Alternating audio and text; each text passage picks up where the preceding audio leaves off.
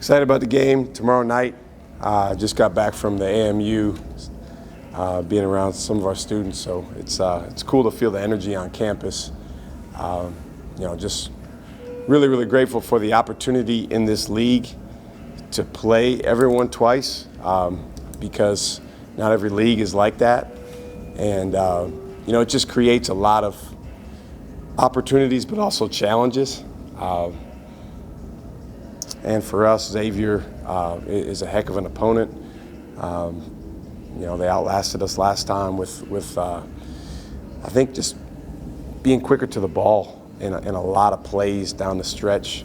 Particularly Jack Nungy was the biggest guy on the floor, but seemingly the quickest guy on the floor. So we're going to need to be better in that respect. It's been about a month since we've played. Their team's evolved, our team's evolved, and our focus is on playing the best we can tomorrow night.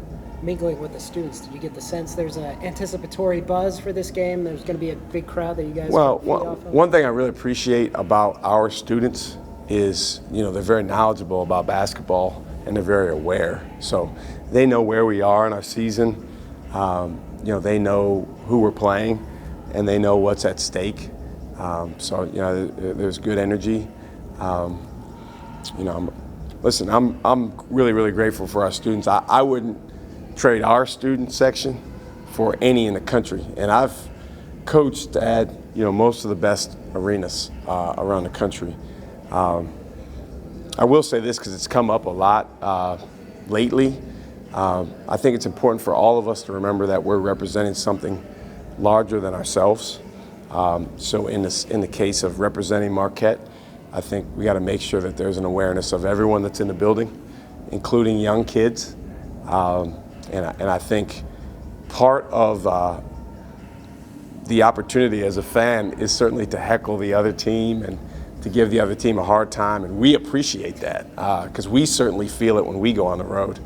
But I kind of urge folks to make sure we do that in the right way because there are young kids in the building. What else did you take away from the tape of the first matchup that you wanted to focus on in the preparation for this one?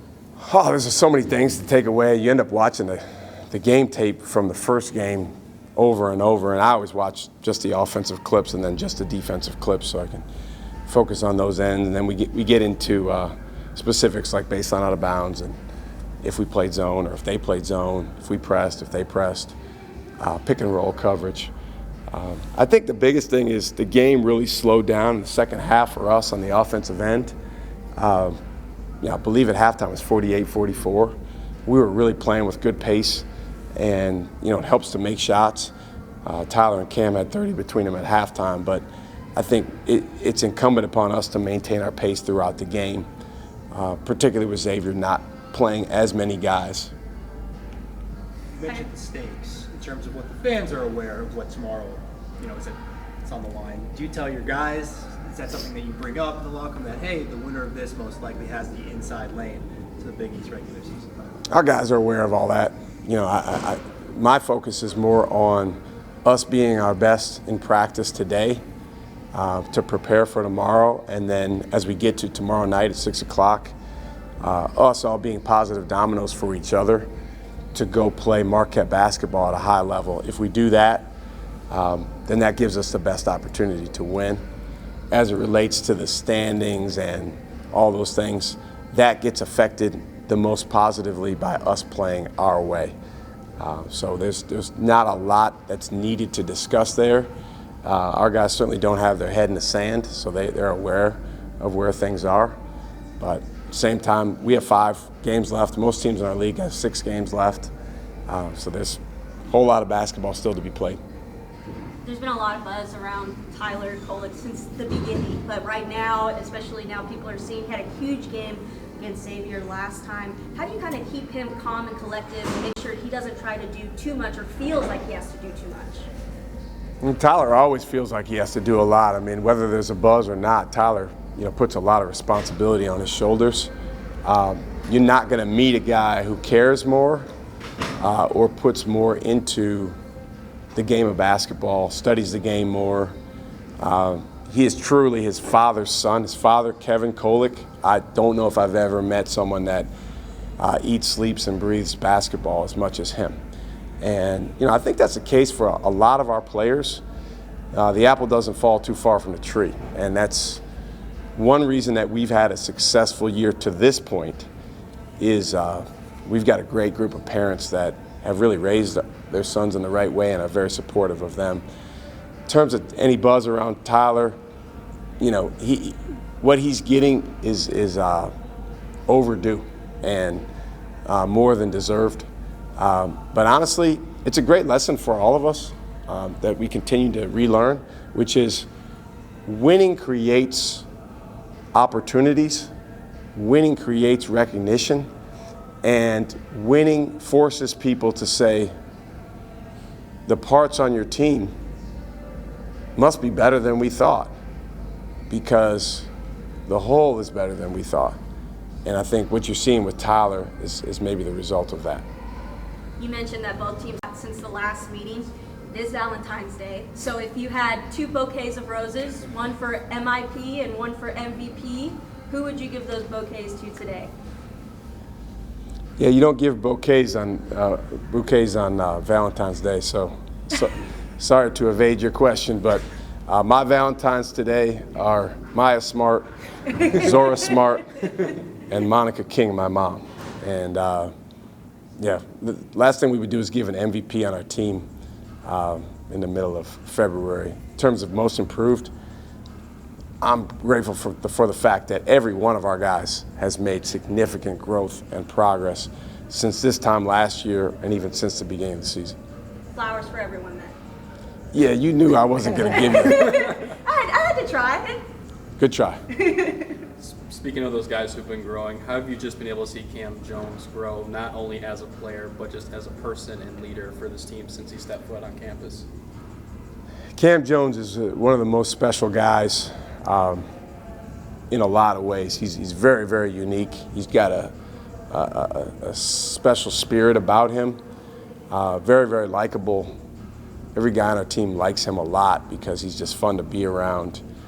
And his growth's been tremendous. I think the biggest part of it has been confidence, and he's certainly not lacking for that. I felt like last year in the second half of the season in practice, he was the best scorer on our team, but I thought there was a little bit of a disconnect between some of our older players, understanding that, that I didn't know if that they necessarily always understood that, and we didn't take advantage of enough of that in games. This year, our guys understand, hey, if I can find Cam, or if I can put Cam in a good position to attack, something good is going to happen on offense. Last couple games, we've seen some lineups with Ben Gold and Oso playing together. I think even for a stretch, Omax was with those guys for like a super big lineup. What'd you like about those guys playing together? Well, Ben can play different positions. Oso's unique in that he can guard any position on the defensive end, and he handles the ball so well. So we have good versatility on our team. We're trying to get Ben as a young guy on our team, just like our other young guys, as much opportunity as possible to grow and be exposed to some of the big moments that they're going to be, thrown into later in the season. How does that help, like tournament time, when you have to play different kind of styles maybe in different games? Yeah, I think the more experience you can get as a young player, it gives you both times where you took some lumps and then also times where you had some success, and you have those in your pocket, and then you can pull those out and you can learn from them, but also it gives you confidence. So our freshmen, all 3 of them have had a lot of real positive moments, and if we can just get Chase Ross to guard somebody.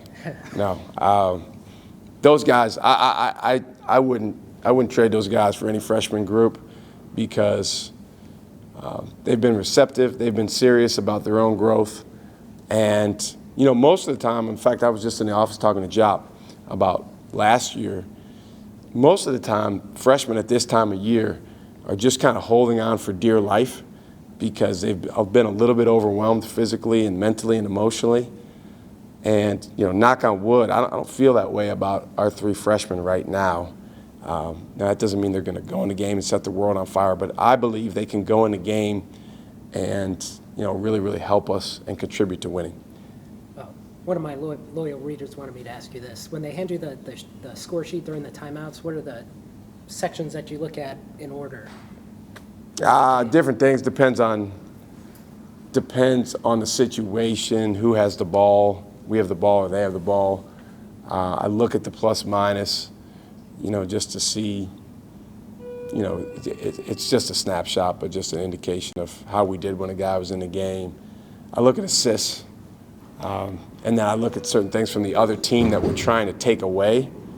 We had a game recently where we wanted to make a couple guys inefficient, force them into a poor shooting percentage, so I kind of quickly add up what that is. So it depends on the situation, but I'm a math guy, so I look at a lot of numbers.